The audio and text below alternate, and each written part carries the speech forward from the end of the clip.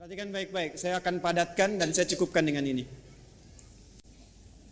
Ayat 27, Quran surah 2 ayat 27.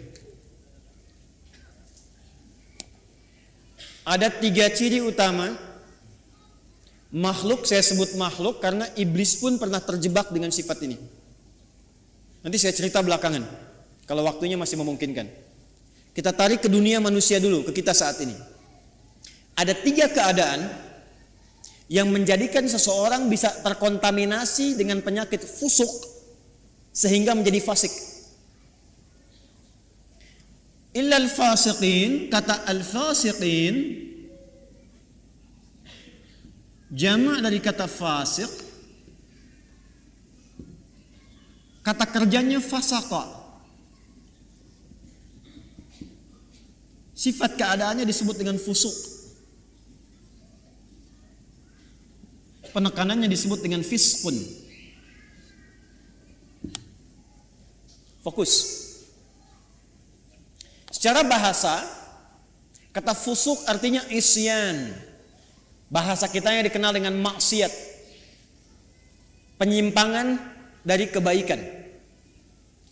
Jadi setiap ada yang menyimpang dari kebaikan atau menolak dari perintah yang harus dijalankan, itu perbuatannya disebut dengan fasak. Makhluknya disebut dengan fasik, sifatnya keadaannya disebut dengan fusuk. Iblis yang punya sifat setan itu asalnya jin yang sangat taat. Sangat taat. Sampai ada riwayat menyebutkan saking taatnya kepada Allah, maka malaikat menyifatinya dengan Azazil, makhluk yang terhormat karena rajinnya ibadah kepada Allah. Cuman karena satu kejadian dia bergeser dari ketaatan, tidak mau menaati perintah Allah, menghindar dari perintah. Diminta oleh Allah hormat kepada Adam, sujud hormat kepada Adam. Jadi bukan persoalan sujudnya, persoalannya ini perintahnya. Jadi ketika dia tidak menunaikan perintah, menolak perintah itu dan tidak mau menaati karena maksiat, maka disebut oleh Quran berubah dari taat menjadi fasik. Maka turunlah Quran surah ke-18, surah Al-Kahf yang biasa kita baca di Jumat itu selain Yasin. Ayat 50, paling kanan pertengahan. Wa idh qulna lil malaikati isjudu li adama fasajadu illa iblis. Siapa itu? Kana minal jinni fafasaqa. Fafasaqa an amri rabbih. Asalnya kata Al-Quran, iblis itu dari jin yang sangat taat. Dari mana taunya taat? Karena lawannya fasak ini. Fasak itu lawannya taat. Apa ayuti wa taat. Tapi karena tidak taat pada perintah Allah, tahu dari mana tidak taatnya? Quran surah 7 Al-A'raf ayat 11 sampai 12. Qala ma mana'aka alla tasjuda id amartuk. Hei kamu, kata Allah, kenapa kamu enggak taat ketika aku perintahkan untuk sujud? Apa yang mencegah kamu untuk hormat pada Adam ketika aku perintahkan? Kata Allah, hey iblis, bukan masalah sujudnya, ini perintahku, kenapa enggak mau taat? Maka iblis menjawab, ana khairum minhu, khalaqtani min narin wa khalaqtahu min tin. Aku lebih hebat dibandingkan dengan dia. Kau ciptakan aku dari api, dia dari tanah. Enggak level, yang tinggi hormat ke bawah. Membawa kesombongan kepada diri itu namanya istakbar. Istakbar, menampakkan kesombongan namanya takabur. Karena dia membawa melekatkan kesombongan pada dirinya, maka pekerjaan itu disebut dengan istakbar.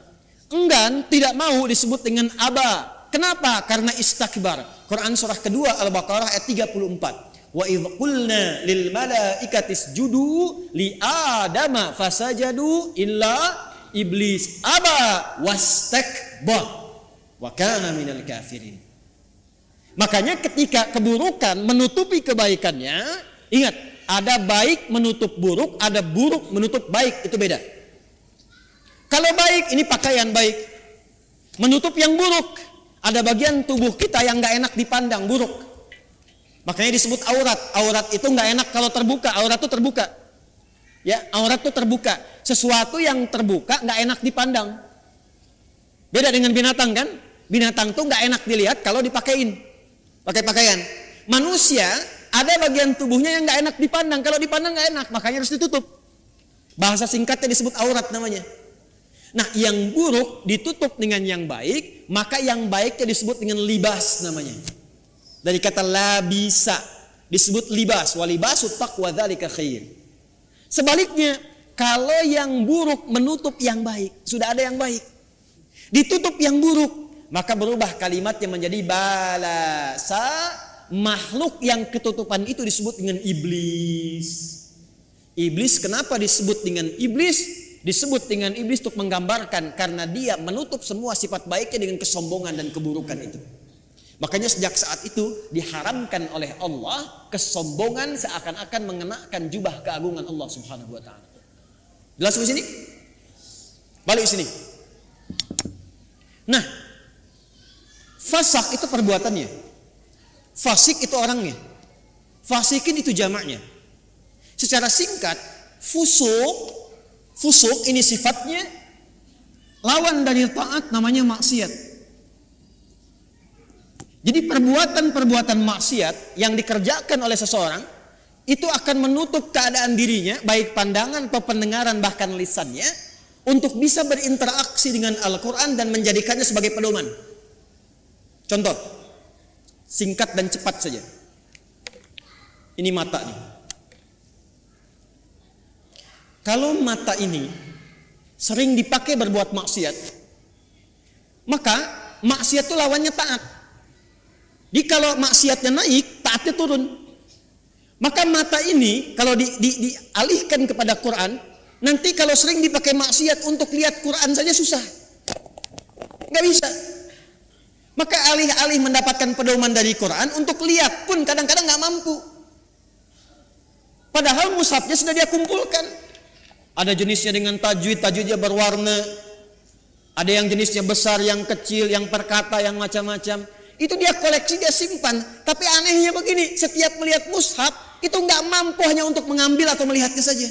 Lewat lagi sampai berdebu. Baru ketika ada pengajian datang ke rumah, mama, mana mushaf kita yang ditempel itu di dinding? Ditempel di dinding. Apa tadi lihat? Nah, kalau sehari nggak bisa tuh berinteraksi dengan mushaf, dengan Quran, ambil mushaf yang paling besar, simpan di ruang tengah malam, buka begini, jangan dibaca, tanyakan dulu pada diri kita masing-masing, mengadu ke Allah, ya Allah, maksiat apa yang aku kerjakan di mata ini sehingga tak sanggup melihat Al-Quran sampai detik ini. Telinga, Anda dengar ngaji, dari masjid dengar ada tahrim, anak-anak dengar bacaan Quran, ada pengajian-pengajian, tapi telinganya nggak sanggup dengar. Kok kayaknya nggak enak? Ada yang gelisah, ada yang jenuh, bahkan ada yang anti. Artinya apa? Telinga ini seringkali digunakan untuk mendengar yang salah, maksiat. Quran surah ke-6 misalnya ayat 25, wa fi adhanihim waqra, di telinganya ada sumbatan. Telinganya ada sumbatan. Nah, ada 3 perbuatan besar dari maksiat ini yang kalau dikerjakan itu, dan kita berlindung pada Allah dari 3 perbuatan ini, kalau dikerjakan itu, maka secara otomatis dia akan mempengaruhi pelakunya langsung mendapatkan sifat fusuk dan berpotensi menjadi fasik sehingga tak mampu mendapatkan pedoman-pedoman dan petunjuk dalam Al-Quran. Secara cepat, apa saja perbuatannya untuk kita tinggalkan dan kita jauhi? 1. Alladzina yanquduna ahdallahi min ba'di mitsaqih. Perhatikan baik-baik. Yang pertama, penyakit ini berpotensi menyerang semua kalangan karena itu menggunakan kata alladzina. Disebutkan sebanyak 1080 kali dalam Al-Quran, mencakup semua tanpa kecuali. Laki-laki, perempuan, besar, kecil, tua, muda, dan seterusnya.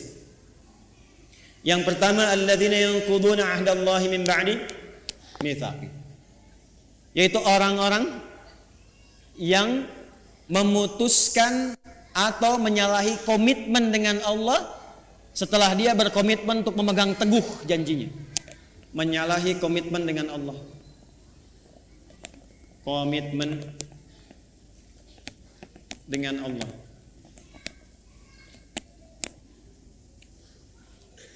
Praktek langsung. Awas hati-hati, awas hati-hati. Apa komitmen pertama kita yang paling pokok dengan Allah?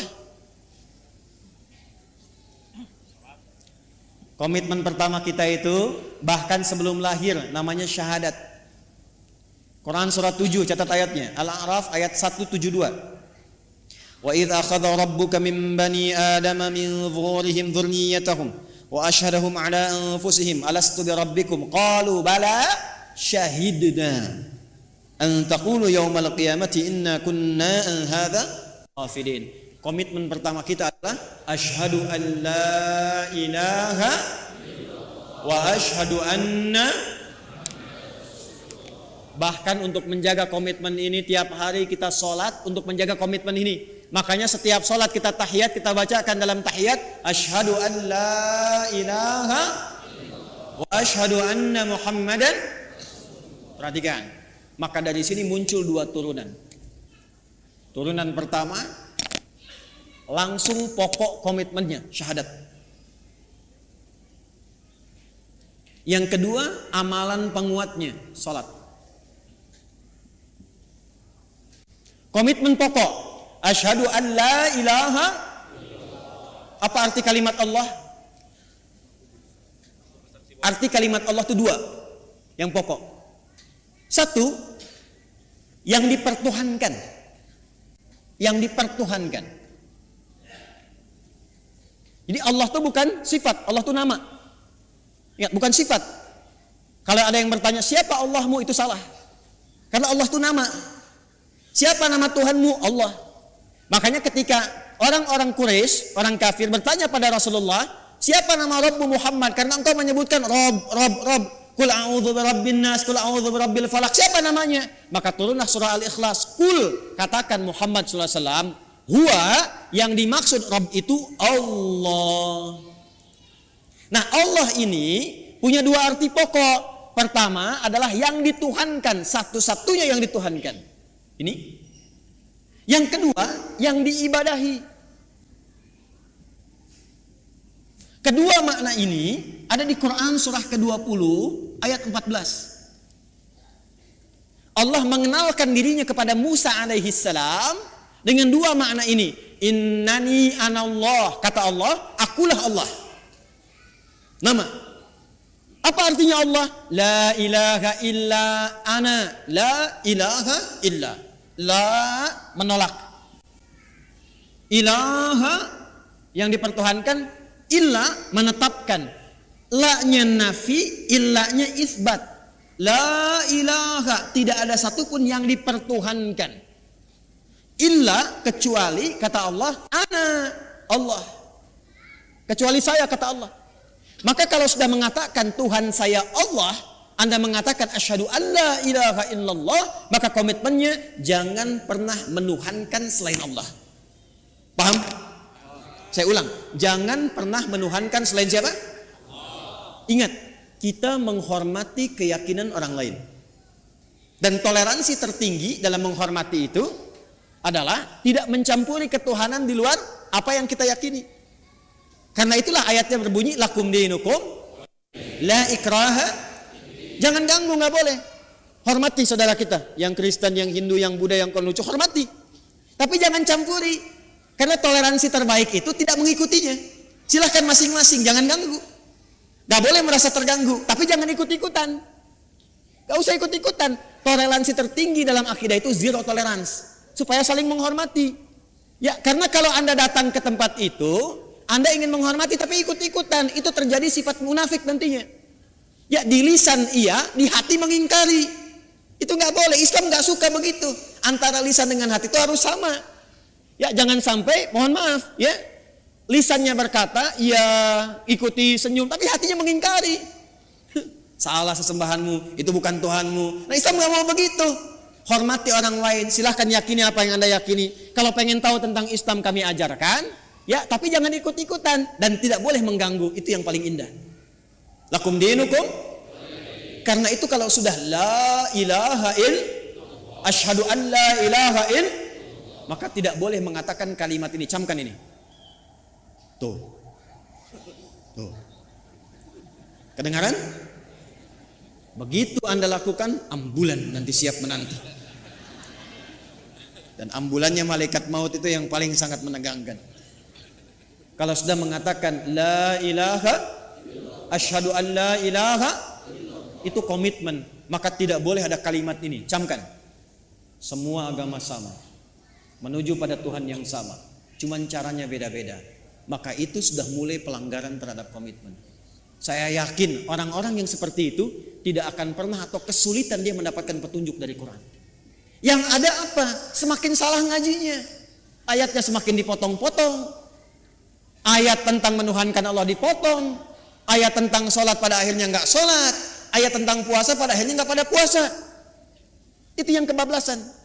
Di orang-orang kalau sudah begitu, apalagi mengolok-olok ayat, pada ujung-ujungnya nggak yakin tentang Qurannya sendiri. Dan kalau dites ngaji, ujungnya nggak bisa ngaji juga itu. Ini yang bahaya.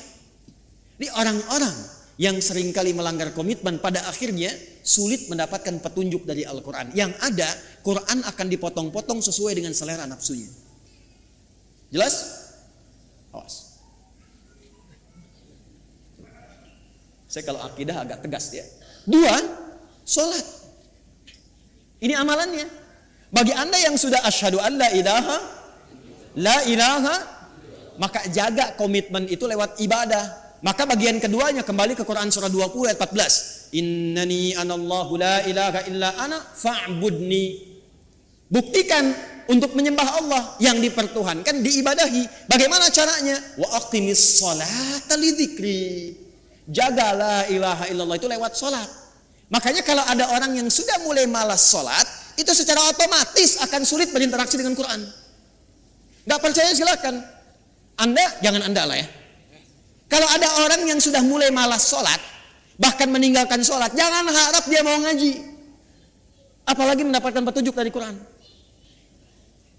Persamaan terbaliknya, kalau Anda ingin mendapatkan banyak manfaat dari Quran, kemudian terbawa suasana kita ingin mendekat kepada Quran, menanamkan cinta pada Quran, maka persamaan terbaliknya, 1, perbanyak sholatnya. Nih, tingkatkan dari yang fardu, bukan bilangannya, ya, bukan bilangannya, tapi value-nya. Jadi bukan meningkatkan subuh 2 rakaat jadi 4, bukan. Ya. Coba lihat yang mengiringinya, ada sunnahnya tidak? Jadi kalau orang semakin banyak sholatnya, pasti semakin senang dengan Qurannya, itu udah otomatis itu. Anda kalau sudah mulai senang tahajud, senang duha, senang rawatib, demi Allah saya katakan, itu Anda nggak akan lepas dengan mushaf. Pasti itu. Sudah persamaan itu. Sudah persamaan. Jelas? Nah, setelah itu nanti kalau sudah senang Quran, pindah cara ngajinya. Dari mulai belajar baca, belajar pahami, sampai keluarkan kurikulum hidup yang sesuai dengan aktivitas Anda. 1. 2. Wa yaqta'una ma amara Allah bihi ayyusal. Seringkali memutus apa yang Allah perintahkan untuk disambungkan. Memutus hubungan. Memutus apa yang Allah perintahkan untuk disambung. Ini babnya banyak. Saya ulang, babnya banyak. Saya ambil contoh yang paling gampang dengan akhlak. Awas, tes nih. Dengan orang tua. Awas, jangan-jangan ngaji sekarang kelihatan nyaman, enak, baik-baik dan sebagainya, ternyata dengan orang tua belum selesai masalahnya. Orang tua dengan anak harus nyambung tidak? Harus sayang tidak?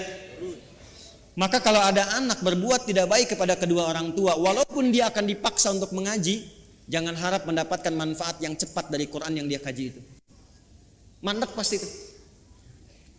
Persamaan terbaliknya, kalau Anda menginginkan anaknya ingin cepat lekat dengan Quran, maka berbuat baik pada orang tua.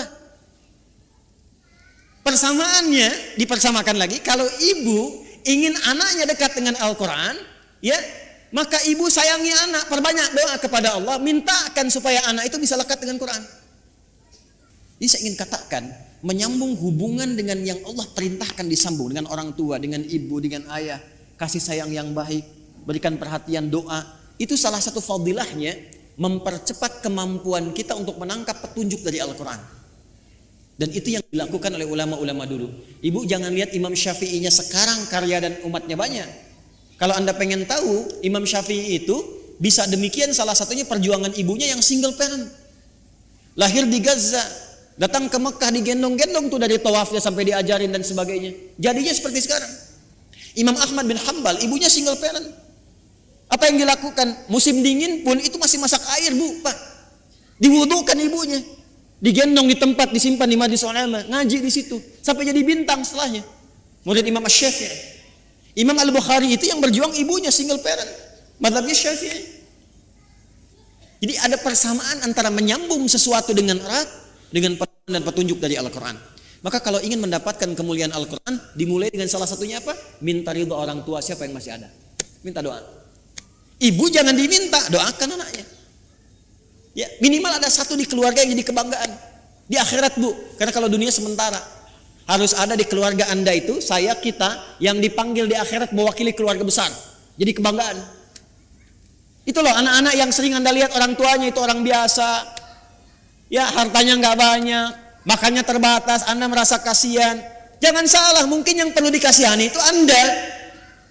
Karena dia telah menciptakan, membuat sebuah sistem kehidupannya bahagia di sisi Allah. Jadi kebanggaan. Ternyata anaknya sudah hafal Quran 30 juz. Ternyata orang tuanya hafal Quran dengan 7 riwayat. Dan dia siapkan anaknya jadi kebanggaan di akhirat. Saat orang tua yang kadang dipandang sebelah mata di dunia itu, bahkan anaknya mampu memakaikan mahkota di kepala ibu dan ayahnya di hari kiamat kelak. Anda ada di mana? Harus berubah cara berpikirnya. Besok itu wafat, teman-teman. Besok itu kembali. 3 yang terakhir, wa yufsiduna fil ardh. Orang yang senang merusak. Fasad. Senang merusak. Fasad itu definisinya banyak. Ya, mencuri merusak tidak? Merusak. Menipu merusak tidak? Mencela merusak tidak? Jangan harap Anda ngaji, datang ke pengajian tapi senang mencela orang lain. Jangan harap mendapat petunjuk dari Quran dengan cara yang benar. Anda kerja, ngambil harta yang haram, korupsi, menipu dan sebagainya. Jangan harap dekat dengan Quran. Makanya orang-orang yang korupsi itu bisa dicek deh, pasti nggak bisa ngaji. Walaupun asalnya bisa ngaji, jauh dari Quran pada akhirnya. Saya di Libya pernah satu majlis dengan salah satu tokoh yang diagungkan oleh kalangan liberal. Namanya Jamal Al-Banna. Jamal Al-Banna ini dulunya itu salah satu yang sangat concern dalam hadis, hafal Quran. Tapi satu kali terjadi perubahan dalam hidupnya, singkatnya dia keluar ke barat. Di barat berubah pandangannya, punya interaksi yang salah, yang keliru, maka pikirannya berubah menjadi liberal. Satu kali ke Libya, ke Tripoli, jadi kami itu punya pelajaran salah satunya Al-Istishraq wa Tansir, gerakan-gerakan orientalis, tokohnya siapa aja. Dahsyatnya kurikulum di sana, kalau sudah belajar nanti tokohnya diundang kalau masih hidup. Jadi kita berdialog, tahu pemikirannya bagaimana. Secara singkat, masih ada videonya sampai sekarang. Gambarnya, fotonya saya masih ada. Itu begitu datang, kita duduk sama menyimak. Itu membaca yang paling ringan dalam Al-Quran yang jadi favorit Anda sekalian. Kan ada 3 surat paling favorit di muka bumi untuk setiap muslim saat ini. 3 qul terakhir kan? Ya, qul huwallah, qul a'udzu birabbil falaq, qul a'udzu birabbin. Itu baca Al-Ikhlas, qul huwallahu ahad, tertukar-tukar enggak selesai-selesai. Qul huwallahu ahad, Allahus lam yalid wa lam yulad wallahu ahad, Allahus, sampai istighfar para mufti yang ada pada saat itu. Astagfirullah, astagfirullah. Anda bisa bayangkan. Apa? Karena Quran yang baik tidak akan bercampur dengan yang kotor. Jadi kalau sudah mendapatkan dengan cara yang kotor, harta yang kotor, pikiran yang tidak baik, gak akan pernah Quran jadi petunjuk dalam hidupnya. Ini. Maka kalau ingin jadi ahli Quran, jangan merusak. Anda mahasiswa jangan nyontek. Jadi mahasiswa yang jujur, bekerja yang benar, belajar yang benar, masuk kelas disiplin. Nanti kalau Anda udah jadi ahli Quran, Anda akan menikmati bagaimana Anda menuntut ilmu. Jadi senang belajar itu, nikmat, nyaman. Ya, dan potensi Anda akan muncul, menapak ke bumi, terhubung dengan Allah dengan sangat kuat. Energi potensial begitu kan? EP sama dengan M dikali G kali H kan? Energi potensial sama dengan M dikali G kali H, gitu kan? Massa kalikan gravitasi, kalikan ketinggian. Anggaplah ini Anda, gravitasinya menapak bumi dengan aktivitas Anda hanya height tersambung ke atas. Walaupun ini adalah mengambang yang tidak menempel, tapi potensinya ada di situ. Kalau Anda mampu memijak bumi dan menyambungkan diri Anda kepada Allah dengan kuat, maka semua potensi yang ada pada diri Anda akan keluar. Tinggal Anda rubah itu menjadi kinetik. EK sama dengan setengah M dikalikan V kuadrat. M kalikan V kuadrat. Usaha Anda nggak akan banyak lagi, cukup setengah, tapi percepatannya banyak. Kalau Anda ingin rubah jadi pekerjaan dan beraktivitas, gabungkan potensial dengan kinetik, maka dia menjadi energi mekanik. IM sama dengan EP dikalikan EK. Anda fisika belajar nggak sih? Mana yang ITB jurusan fisika? Betul nggak ini? Hah? Betul nggak? Betul kan? Tapi nanti energi itu juga bisa berubah. Mesti ada daya, mesti ada kekuatan, mesti ada waktu. Makanya rumus energi nanti berubah kan ketika masuk ke energi listrik. Ya kan? W sama dengan apa rumusnya? P dikalikan T kan? Ini dayanya, kekuatan, ikhtiarnya, waktunya terbatas. Jadi Anda mengeluarkan energi itu, ya itu terbatas waktunya sampai ajalnya tiba. Quran surah 7 ayat 34. Maka manfaatkan waktu sebaik-baiknya, tanamkan jarak dengan kuat, atur kecepatan dan manfaatkan waktu dengan baik. Maka muncullah rumus jarak S sama dengan V dikalikan T. Halo? Saya senang fisika itu. Saya masih senang belajar baca sekarang. Kalau waktu-waktu senggang saya ke toko buku, yang saya beli itu fisika, kimia, modul-modul sekolah gitu. Saya pelajari lagi, saya lihat-lihat. Kenapa? Karena Allah mendesain alam semesta ini untuk bisa dibaca dan dikaji, dan pusat kajian itu dasarnya berupa pengetahuan. Allah menetapkan nih, kan fisika itu membaca alam kan? Bagaimana matahari berputar, berotasi, bumi demikian, interaksi awan dan sebagainya sampai di bumi, di laut dan seterusnya. Maka Allah berfirman, inna fi khalqis samawati wal waqtilafil laili wan nahar la ayatil liulil ulul albab. Itu melihat, meriset, menghitung, maka memunculkan ilmu. Nah ilmu ini itu untuk melihat, meriset tadi untuk membuktikan kebenaran Allah. Benar nggak seperti yang Allah firmankan? Makanya orang yang pintar itu tujuan kepintarannya untuk mengenal Allah. Di semakin Anda pintar fisika, pintar kimia, pintar matematika, pintar biologi, semakin Anda mengenal Allah. Jadi kalau Anda jadi pakar di bidangnya tapi nggak kenal Allah, Anda masih bodoh. Catat tuh. Ngapain pintar-pintar nggak kenal Tuhan? Ya, kalau cuma untuk dunia, maaf. Jangankan yang beriman, yang belum beriman pun bisa melakukan itu. Tapi ayat ini disusun untuk mendekatkan diri kita dengan Sang Pencipta, sehingga ketika pulang Anda punya kebanggaan insya Allah. Jelas di sini? Halo, jelas? Maka hati-hati dengan unsur-unsur fusuk yang bisa menyebabkan fasik. Ada 3 maksiat utama. Masih ingat satu apa? Melanggar komitmen utama dengan Allah. Apa komitmen yang paling pokok? Asyhadu an la ilaha illallah wa asyhadu anna. Bagaimana cara menjaganya dalam bab apa? Salat. Semakin tingkatkan salat, semakin cepat kita mendapatkan cahaya Al-Quran. Apalagi kalau rajin jamaah, tidak pernah imam membaca dalam salat kecuali ayatnya seperti yang kita butuhkan. Yakin itu. Karena imam tuh kadang begini, udah menyiapkan ayat, tapi ketika sudah takbir, kadang bisa berubah ayatnya. Saya barusan pengen baca Al-Isra ayat 78 sampai 81. Tapi ketika mulai takbir Al-Fatihah, yang muncul apa? Az-Zariyat. Ayat 1 sampai ayat ke-29. Itu yang tadi kita bacakan. Saya yakin kalau Anda ngaji pulang ke rumah, lihat lagi. Di antara Anda pasti ada yang mengatakan, ini yang saya cari selama ini. Silahkan cek. Karena desainnya begitu. Kedua, jangan pernah memutuskan apapun yang Allah perintahkan untuk diapakan? Disambungkan. Contohnya, hubungan antara anak dengan siapa? Orang tua. Hubungan timbal balik ini kalau benar dilakukan, pasti akan memudahkan kita berinteraksi dengan Al-Quran. Yang ketiga, jangan pernah merusak dalam berbagai aktivitas di muka bumi. Kalau Anda pelajar, jadi pelajar yang baik. Jadi pengajar, dosen, pengajar yang baik. Jangan merusak murid. Hati-hati.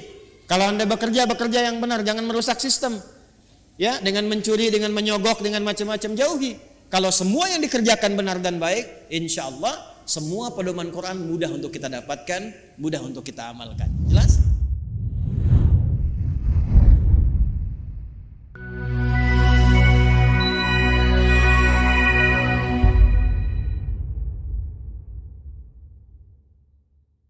Bismillahirrahmanirrahim. Assalamualaikum warahmatullahi wabarakatuh. Alhamdulillah, wassalatu wassalamu ala rasulillah wa ala alihi wa sahbihi wa man walah wa ba'd.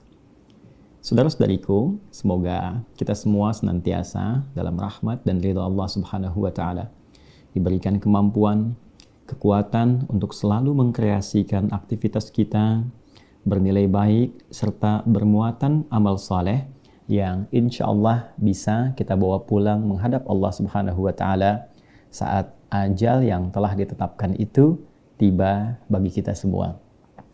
Di antara amal terbaik yang pernah juga ditunjukkan oleh Rasulullah SAW dalam rangka mencari bekal pulang kembali menghadap kepada Allah, di antaranya adalah wakaf. Wakaf, amal saleh yang menjadikan satu benda atau bahkan peluang-peluang kebaikan hanya ditujukan untuk ibadah saja dan diniatkan sepenuhnya untuk penyembahan kepada Allah Subhanahu wa taala dalam rangka mencari keridhaan Allah Subhanahu wa taala. Orang yang berwakaf berpotensi terampuni dosa-dosanya di sisi Allah Subhanahu wa taala. Orang yang berwakaf berpotensi mendapatkan aliran pahala yang terus mengalir, jariyah, di kemudian hari yang menerangi alam kuburnya sampai ia kembali kepada Allah Subhanahu wa taala. Teman-teman, karena itu alhamdulillah ada satu bagian yang kami memang kreasikan untuk menjembatani amal soleh ini sehingga kita yang berkehidupan masih mendapatkan peluangnya, ialah pembangunan Ma'had Islam Rafi'ah Akhyar Mira. Izinkan kami melaporkan apa yang telah berlangsung dari sejak awal pembangunan sampai dengan detik ini. Teman-teman bisa saksikan, alhamdulillah, dari tatanan administratifnya, surat-suratnya semua menunjukkan bahwa tanahnya, asetnya, seluruhnya wakaf. Tidak ada dimiliki oleh satu pihak termasuk seorang Adi Hidayat. Insya Allah semua aset tanah wakaf, semua bangunan yang ada di dalamnya wakaf. Dan kami pun mewakafkan tenaga, pikiran, pengetahuan, bahkan harta yang insya Allah juga bisa kita tabung dan kita kumpulkan untuk mengisi kegiatan di pesantren ini sehingga ke depan ada calon-calon ulama, ahli Al-Quran, ahli hadis, ahli fikih Islam yang kita bisa kontribusikan untuk membangun dan memakmurkan negeri tercinta Indonesia ini dan juga bisa menginspirasi nilai-nilai Islam yang penuh dengan kemuliaan, toleransi, kebaikan, dan kekayaan pengetahuan yang membangun peradaban bagi dunia seutuhnya. Insya Allah. Sampai saat ini, alhamdulillah proses pembangunan seperti Anda bisa lihat ada masjid yang sedang berproses, sudah selesai struktur rangka baja sampai dengan ke atas. Berlangsung insya Allah ada pengecoran dan mudah-mudahan ke Ramadan ini dalam 4 bulan ke depan bisa diselesaikan setidaknya lantai 1 sehingga insya Allah bisa digunakan untuk kegiatan ibadah khusus di bulan Ramadan. Asrama juga insya Allah kita sedang berjalan membangun. Kemudian juga ruang kelas, guest house telah disempurnakan sehingga insya Allah dalam waktu yang tidak lama ke depan sebelum santri-santri formal masuk kita akan gunakan terlebih dahulu untuk mentraining, memberikan pelatihan bagi para pendamping calon guru-guru yang akan mengisi di dalamnya. Untuk itu masih ada kesempatan teman-teman yang ingin berwakaf, mengambil peluang sebelum semuanya selesai dan tuntas dan tidak kami buka kembali. Maka dipersilahkan teman-teman untuk berinvestasi wakaf di dalamnya. Bukan konteksnya berdonasi, bukan konteksnya untuk menyumbang, karena ini memang bukan sumbangan. Ini adalah investasi teman-teman sendiri dalam bentuk wakaf dalam wujud beramal saleh. Teman-teman dapat menyalurkan ke rekening BSI Bank Syariah Indonesia, nomor rekening 111 3 kali satunya 111 4 kali 4-nya 4 142 142